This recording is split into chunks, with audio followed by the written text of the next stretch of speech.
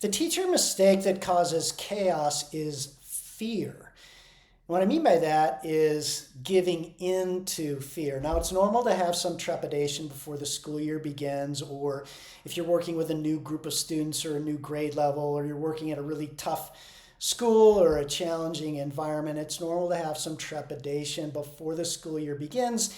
It's also normal to have some nervousness before each day. I sometimes feel a little bit of nervous before the school day. So that's not what I'm talking about. What I'm talking about is giving into fear. And how do you know you're giving into fear? Well, there are 4 clear areas that reveal your fear that is manifesting itself in behaviors that cause chaos. Teacher behaviors that cause chaos. Now, I've struggled to make this video. This is maybe the 5th time that I've filmed this, and I think the reason is because it's such a critical, important topic, and I'm going to do my best to explain it, okay? So these things often happen subconsciously, so most teachers don't realize the reason why they're doing these things is because of their fear. The first one is trying to be friends with students. Even at a small level. So if you are, and this is advice you'll hear often, if you're going to individual students to get them to know them better, so they see you as a friend, the idea is that if I'm friends with my students, then well, friends want to treat other friends nicely, so they'll help me. They'll get, not only will they listen and behave, but they'll help others to behave too. But the problem is it doesn't work. In fact, it backfires every time. This is a huge mistake that causes jealousy, and it causes a lot of drama in your classroom. It causes resentment over you trying to hold them accountable. It may even cause you to get foggy in your thinking when you're giving them grades. So this is just a huge mistake that always causes more misbehavior and more chaos. It's such an important topic that we're going to cover it, why you should never be friends with students, and why you just need to be consistently pleasant. That this is the way to create the greatest amount of influence and leverage with students, whereby they'll come to you and want to get to know you better. And your only job is to be consistently pleasant and nice each day, but you're not going to individual students. Your relationship is between you on one side and your students on the other. Again, we're going to talk more about this in a future video. Okay, next thing is not being clear, so clarity over what you really want.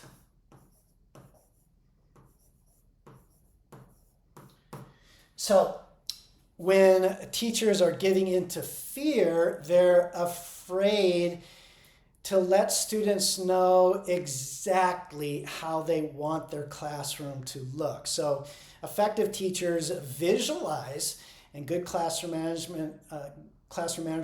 managers visualize what they want their classroom to look like.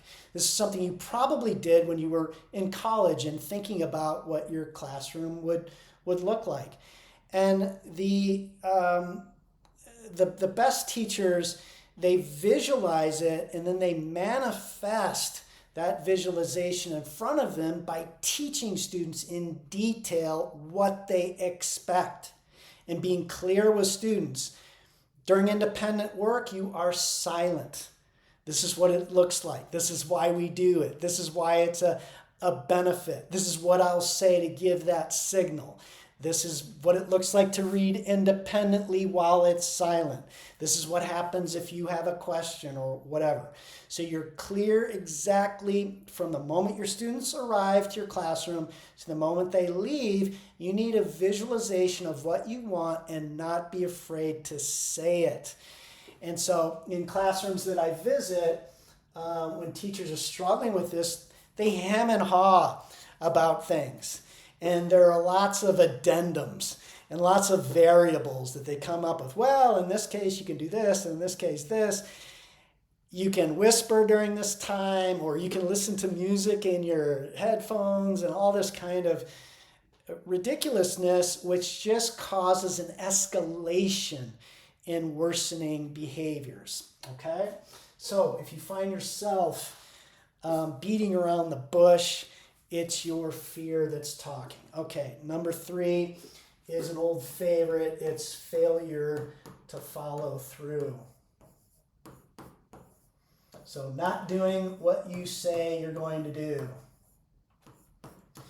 And fear is the big reason. It's the number one reason for inconsistency. So you see some students misbehaving in the corner and you think to yourself, it's not that big a deal, and I'm going to let it go. I don't want to deal with it. Or you see a student misbehave and it's a student that you know is going to challenge you or push back against it, and so you look the other way.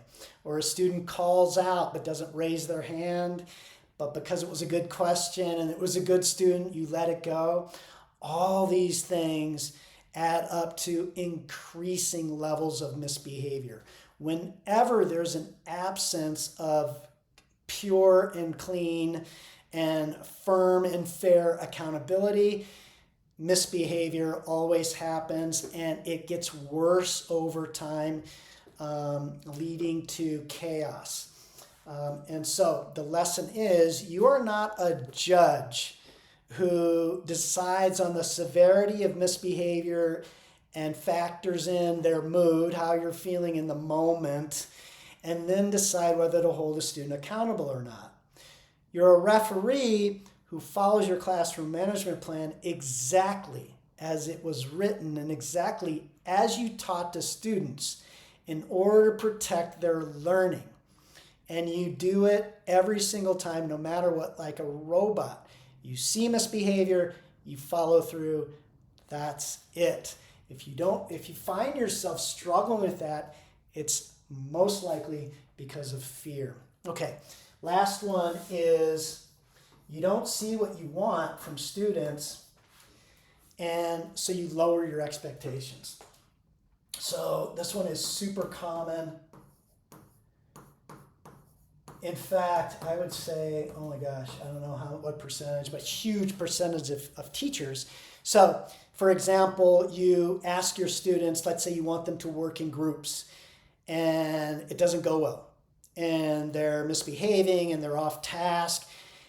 And instead of calling them back together and reteaching in extreme detail and making sure that they do it and get it right, you think to yourself, well, they can't do it, and I'm going to lower the expectations, and so we're not going to do that. We're only going to work together for 2 minutes, or I'm going to lessen the amount of tasks they have to do, that kind of thing. And this is, again, a manifestation of fear. The most effective teachers, those with the best behavior, when students don't give them what they want, instead of lowering expectations, they raise them. Now, we're going to talk about this in a future video too, because it's an absolute game changer, how this works, and we'll go over it. But just know that you can never, ever, ever, if you ask for something and they don't give it to you, you never, ever back off. This sends a message that you're not a leader worth following. Again, it makes you look weak. It crushes their confidence. This is the reason why one classroom can appear 2 years older at the same grade level, maturity level, ability to do their work compared to another classroom at the same grade level. The reason there's such a huge difference in maturity is because one is lowering expectations and the other one is keeping to them and even raising them higher. Okay? So if you see yourself in any of these, the good news is that it's just fear, and it's something that we can all get over and turn around. And this is something I've experienced in many areas of my life. Fear of different, whether it be participating in sports or test taking or whatever it is. We've all been there. We've all experienced fear. And for me, I think the most effective way, the best way to give over that fear is to use the stress that the misbehavior in your classroom is giving you. Because when your students are misbehaving, you're stressed out, reconsidering whether you want to be a teacher or not, use that stress as fuel. And you have to say, no more.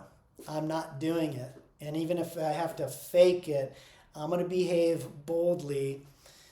I'm going to be just consistently pleasant. I'm not going to go towards students and try to become friends with them.